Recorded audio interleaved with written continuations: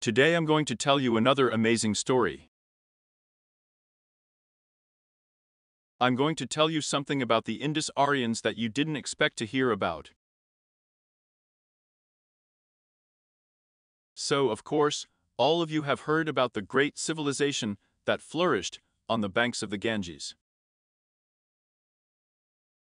This civilization was good for everyone. It had a 1,000-year history, had oral writing, built amazing cities, and invented violins.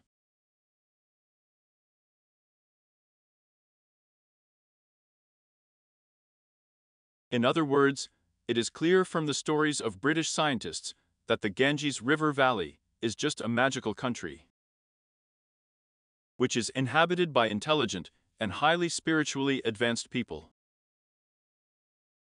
I'm not going to dispute that. If someone likes the 1,000-year history of the Hindus, so be it. Well, you know what confuses me. I am confused by insignificant little things. Take for example the end or the middle of the 19th century. During this period, the standard of living of the Russian serf peasant did not differ much from the life of a rural inhabitant of the Indian hinterland. That in Tsarist Russia, that in the Indian hinterland, the peasants in fact lived in shacks. In Russia, however, the shacks were stronger, since the frosts did not allow living in a hut made of leaves.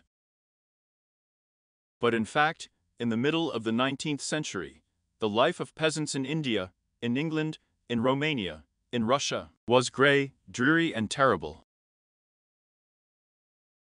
But everything in our world is changing. The turning point of the 20th century is coming.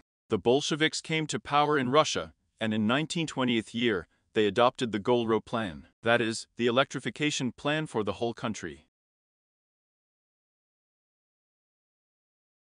The so-called Ilyach's light bulb came to the peasants' houses. Now let's see what happened in India. In 1947 year, India gained independence from British scientists.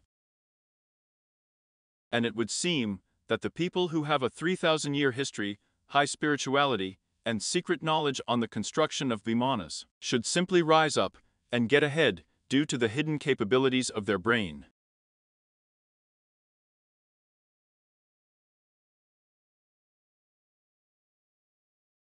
After all, according to the stories of British scientists, it is clear that the Hindus are a very ancient and very intelligent people. And even these people did not print books, but at the expense of their unique brain. These people memorized books and passed them from mouth to mouth for 3,000 years.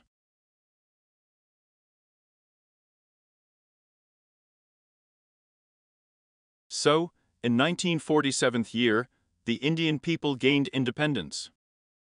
But for some reason, the miracle did not happen. The lives of ordinary Indian peasants have not changed at all. They still went to temples, they still cultivated fields with primitive tools. They still flatly refused to use the toilet. And defecation was performed in the fields or on the streets of villages. That is, the highly spiritual people, who, according to the assurances of British scientists, have a 3,000-year history, behaved somehow strangely. It can be said that it is not highly spiritual. In the 2014 year, India decided to build a new economic miracle. And Prime Minister Narendra Modi, just like Lenin 100 years ago, announced the upcoming global plan that will change the life of every Indian.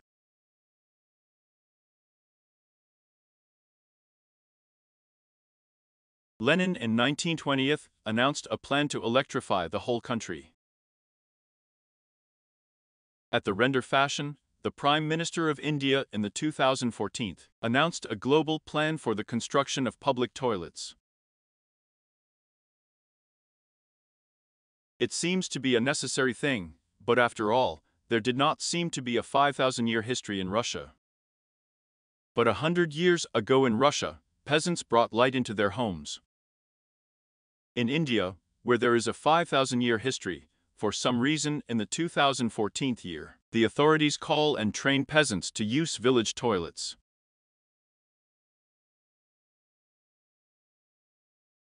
Isn't it strange? Vimanas, Brahmanas, Sanskrit. And bang, a novelty. Toilet.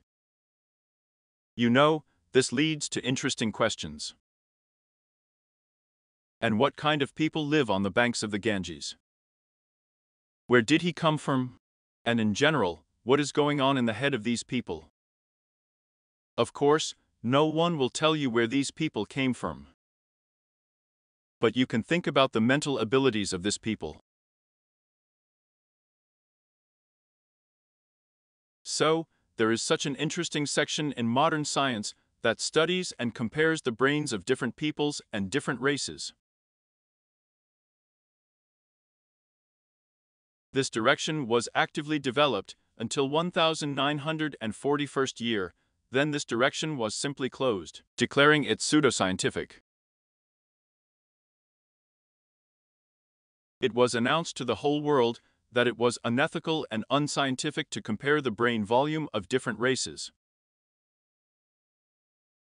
All races are good, regardless of the actual brain volume available. Of course, I also agree that it is unethical to measure the brain volume of different peoples. I condemn that. And of course, I will briefly convey all this unethical essence. So, the brain of different races differs in volume. A bigger brain doesn't make a race smarter. It makes it more adaptable, more trainable, more resilient. In other words, people with a large brain volume have a better chance of creating an independent state, mastering new technologies, and new types of agriculture. In other words, a big brain does not mean a big mind. A big brain is an evolutionary advantage of one race over another. I'm not going to list scientific works on this unethical topic right now. There is a detailed video on Boost where I talk in detail about the brains of different peoples, and how this knowledge helps to manage our ideal world, and how stupid nations are specially raised.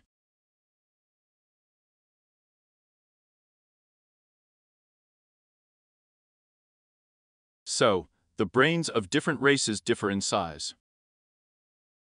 The bigger the brain, the more resilient and adaptable the people are. In the official version, the history of India dates back several thousand years, which means that Hindus have been developing intellectually for thousands of years, and this development should have affected the size of their brain.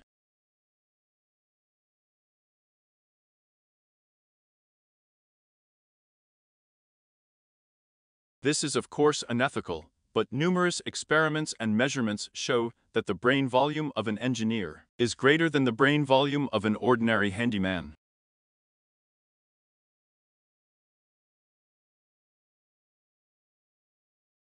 An officer's brain is bigger than a private's brain.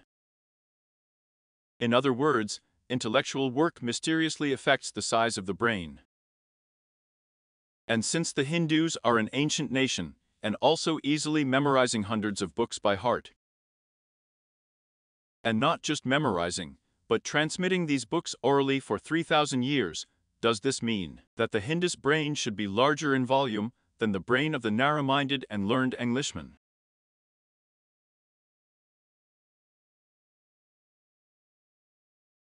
Of course he should.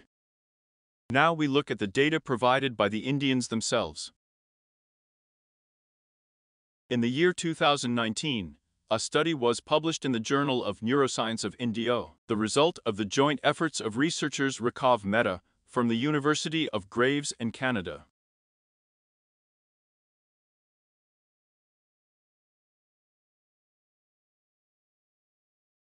Jayanti Sila with you, and Alfina Thotapathu from the International Institute of Information Technology, and Shaila Kumari, and Chandrasekaran Kesavadasa from the SRI Chitra Tirana Institute of Medical Sciences and Technology in Kerala.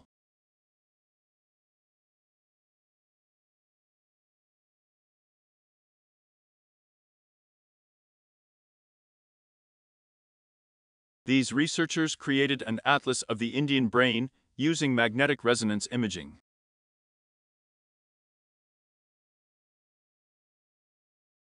"50 Indian men and 50 women were selected for the study. The Indian brain was smaller in volume than the European, Chinese, and Korean. It is comparable in length, but much smaller in height and width." Link to the article under the video. In other words, the Indians themselves measured the brains of volunteers and determined that the brain of the nation is smaller in size than the brain of a Chinese or Korean. But this is very strange. After all, India is considered a country of ancient culture. People from all over the world go to be enlightened by Indian gurus. But for some reason, Indian gurus have modest brain sizes. But the size is still half the trouble. After all, British scientists have told how Hindus were able to memorize entire volumes of the Mahabharata and transmit them orally from generation to generation for thousands of years. So, in order to remember, our brain has an interesting department called the hippocampus. This little thing is necessary for memorizing information.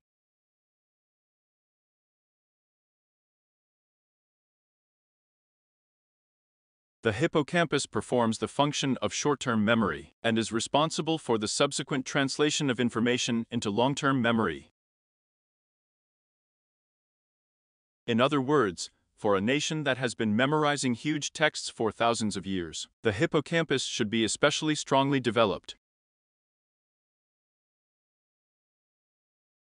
But strangely enough, a study by Indian scientists pointed not only to the small size of the Indian brain, but also to the underdevelopment of the hippocampus in the brains of Hindus.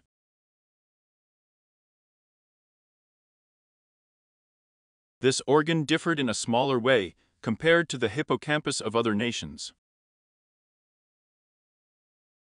That is, the supposedly ancient nation is distinguished by a small brain and an undeveloped department of memorizing information, and this suggests that this nation has not crammed any texts for thousands of years.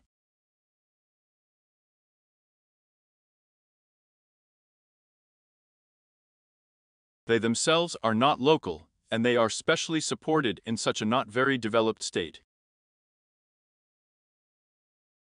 In short, for those who are interested in more about the brain, go to Boost. There will be a video about brains in the public domain for a couple of days. There you will learn something new not only about the brain, but also about the diet of obedient slaves.